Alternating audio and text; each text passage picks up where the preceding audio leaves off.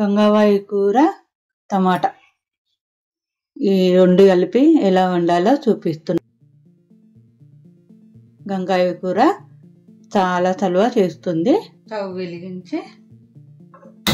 వెలిగించి ఒక పాన్ పెట్టేసుకోవాలి. పాన్ వేడెక్కిన తర్వాత ఆయిల్ 2 టేబుల్ స్పూన్ల ఆయిల్ పోసేసుకోవాలి. ఆకుకూరలు 6 కట్టలు ఉంటుంది కాబట్టి ఎక్కువనే పడుతుంది. ఆయిల్ వేడెక్కింది. తాలింపు గింజలు, ఇందులో శనగపప్పు వేస్తున్నాను. శనగపప్పు బాగుంటుంది. అలాగే కరివేపాకు. తాలింపు గింజలు వేగిన తర్వాత ఒక పెద్ద సైజు ఆనియన్స్ వేసేసుకోవాలి. నేను ఎప్పుడు గంగవాయి పప్పు ఈ 2 కలిపి వండేది. ఈసారి టమాటాలు వేసి వండుతున్నాను. ఇది కూడా చాలా హెల్త్కి మంచిది. గంగవాయి కూర పులుపు ఉండాలి కాబట్టి టమాటాలు వేసుకోవాలి. మనం పప్పులో వేసుకుంటే అందులో చింతపండు కానీ చింతకాయ కానీ వేసుకోవచ్చు. ఇది ఉల్లిగడ్డలు మగ్గనివ్వాలి. ఉల్లిగడ్డలు మగ్గినాయి. ఇప్పుడు అల్లం వెల్లుల్లి పేస్ట్ 1 స్పూన్ వేసేసుకోవాలి. ఇది కూడా పచ్చివాసన పోయే వరకు వేయించుకోవాలి.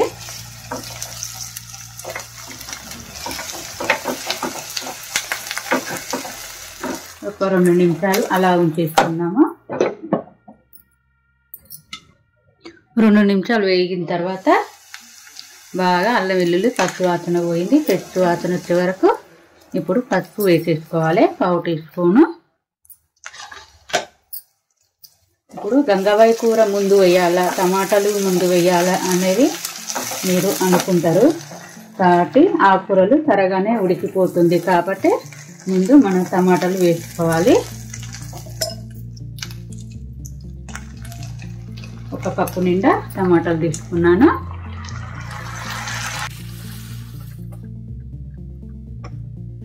ఇది కూడా ఒక 5 నిమిషాలు బాగా ఉడకనివ్వాలి.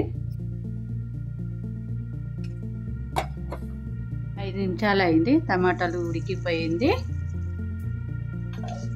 మనం అదే బౌల్లో టమాటాలు వేసాం కదా, అదే బౌల్లో మనం గంగవాయి కూర వేసేసుకోవాలి. చిన్నగా తురుముకోవాలి. బాగా మిక్స్ చేసి ఒక 2 నిమిషాలు మళ్ళీ మరోసారి మగ్గనివ్వాలి. ఈ ఆకుకూరలు సరిగ్గానే ఉడికిపోతుంది కాబట్టి తర్వాతనే వేసుకోవాలి. ఇంకా 2 నిమిషాలు అలా ఉంచేసుకోవాలి.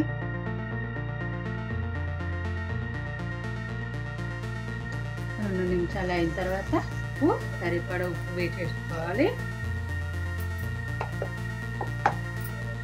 కారం ఉప్పు లేని కారం కాబట్టి 1 వేసేస్తున్నాను. ఇప్పుడు బాగా మిక్స్ చేసుకోవాలి. కారం వేసాం కాబట్టి ఒక 2 నిమిషాలు మగ్గనివ్వాలి.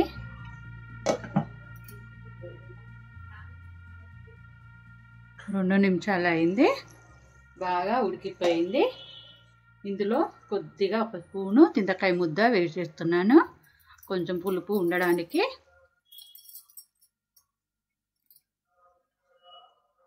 వేస్తేనే చాలా రుచిగా వస్తుంది. ఆకుకూరలో పులుపు ఉండదు కాబట్టి మనం పప్పులో కూడా చింతకాయ ముద్ద వేసేసుకోవాలి. అన్నంలో కానీ పూరిలో కానీ చపాతీలో కానీ వేటికైనా చాలా బాగుంటుంది. వేసవి కాలం కాబట్టి నేను గంగవాయి కూర ఎక్కువగా తీసుకోవాలి కాబట్టి చేసి చూపిస్తున్నాను. 1/2 టీ స్పూన్ ధనియాల పొడి, అలాగే పల్లి పొడి. మీకు నువ్వులు కానీ పల్లీలు కానీ కొబ్బరి కానీ ఏవైనా వేసుకోవచ్చు. తర్వాత ఒక 2 నిమిషాలు మళ్ళీ ఒకసారి మసాలా వేసాం కాబట్టి 2 నిమిషాలు ఉడికించుకోవాలి.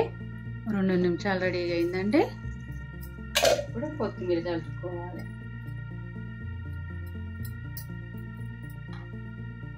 స్టవ్ ఆఫ్ చేసేసుకోవాలి. కూర రెడీగా అయింది.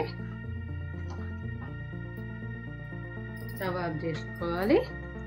ఒక బౌల్లోకి తీసుకుందాం. గంగవాయి టమాటా కూర రెడీ. ఈ విధంగా చేసుకోవాలి. అన్నంలో కానీ చపాతీలో కానీ దేనికైనా చాలా రుచిగా ఉంటుంది, చాలా టేస్ట్గా ఉంటుంది.